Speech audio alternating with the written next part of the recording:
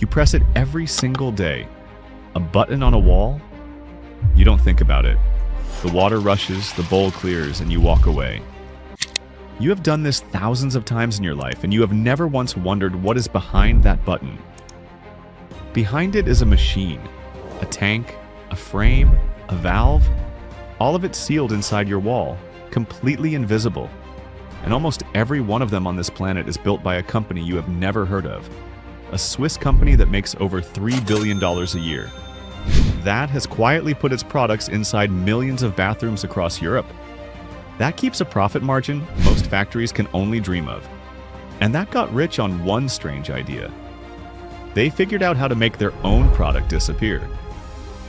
This is the story of how a one-man plumbing shop became the invisible empire behind the most private room in your house. And it starts with a problem nobody wanted to solve.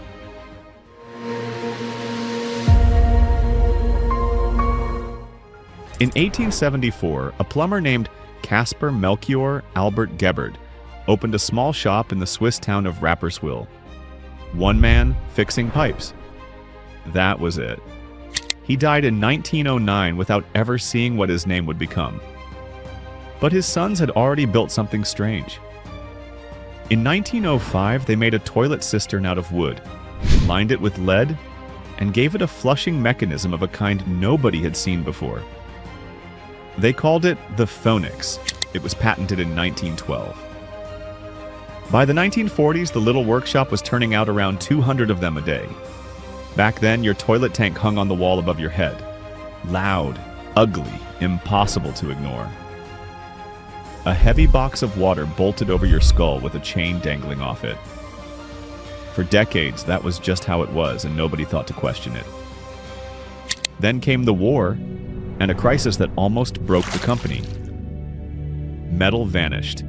The brass and lead Geberit depended on were rationed, swallowed by the war effort, impossible to get. A company that made metal-fitted tanks suddenly could not get metal. They had two choices: adapt or die. So they gambled on a material almost nobody trusted yet.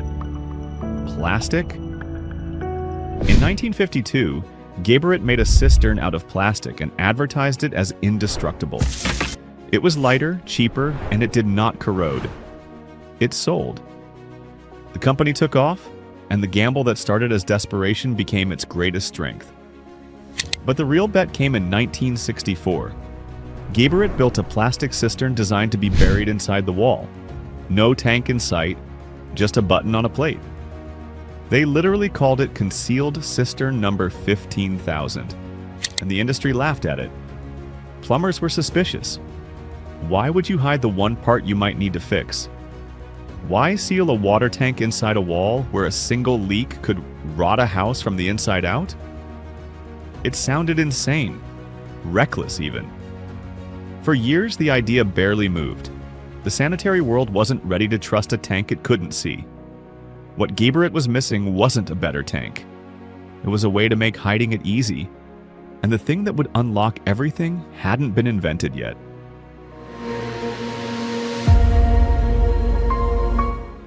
In the 1980s, the way people built walls changed. Drywall spread across Europe. Suddenly, building a fake wall in front of the real one was fast and cheap. And a hollow wall is the perfect place to hide a tank. In 1996, Geberit launched the Duofix frame, a pre-built steel skeleton painted in Geberit's signature blue that a plumber could bolt in, hang a toilet on, and wall over in a fraction of the usual time. The tank vanished. The toilet floated off the floor. The bathroom looked clean, modern, expensive. It worked so well it became the single most installed element in the entire sanitary industry. There are very few plumbers in Europe who have not bolted in one of these blue frames. Millions of them now sit hidden in walls across the continent, in homes, hotels, airports, and office towers you walk through without a second thought. And here's the genius of it.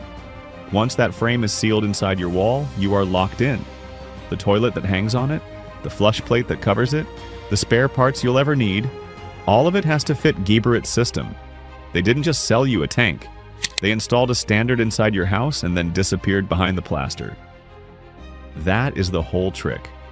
Sell the thing nobody sees and make everything you can see depend on it.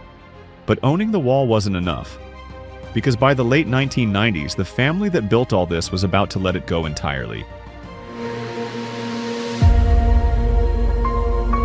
In 1997, the Geberit family did the unthinkable. After more than a century, they sold their company to a British private equity firm, Doughty Hanson, for 1.8 billion Swiss francs. To fund the deal, the company took on around $1 billion of debt overnight. Picture that. A quiet, century-old Swiss family business suddenly buried under a mountain of borrowed money. One bad stretch, one downturn, and the whole thing could have collapsed under the weight of its own buyout. But the new owners did something rare. They left it alone. They didn't gut it. They didn't slash the research. They let the engineers keep engineering. And in 1999, they took Geberit public on the Swiss stock exchange, and the bet paid off enormously. Now public and flush with cash, Geberit went hunting. For years it had dominated the hidden part of the bathroom, the tank behind the wall. But the part you actually see, the ceramic toilet itself, belonged to other companies. So in 2014, Geberit went after the biggest one, Sanitec, a Finnish giant with around 6,200 employees that owned famous ceramics brands across Europe: Karamag, Ifo, Kolo, Twyford. Geberit offered 1.29 billion francs for the whole thing. By February 2015, more than 99% of Sanitec's shareholders had said yes. Geberit absorbed the biggest name in bathroom ceramics in a single move. And now they had both halves: the invisible machine behind the wall and the toilet in front of it. One company controlling the entire object, from the button you press to the bowl you sit on. That is the moment a hidden plumbing shop became an empire. Think about how complete that control is. There is a real chance the toilet in your home, the one in your office, the one in the last hotel you stayed in, and the one in the airport you flew through were all built, in part, by the same invisible Swiss company. You just never had a reason to know its name.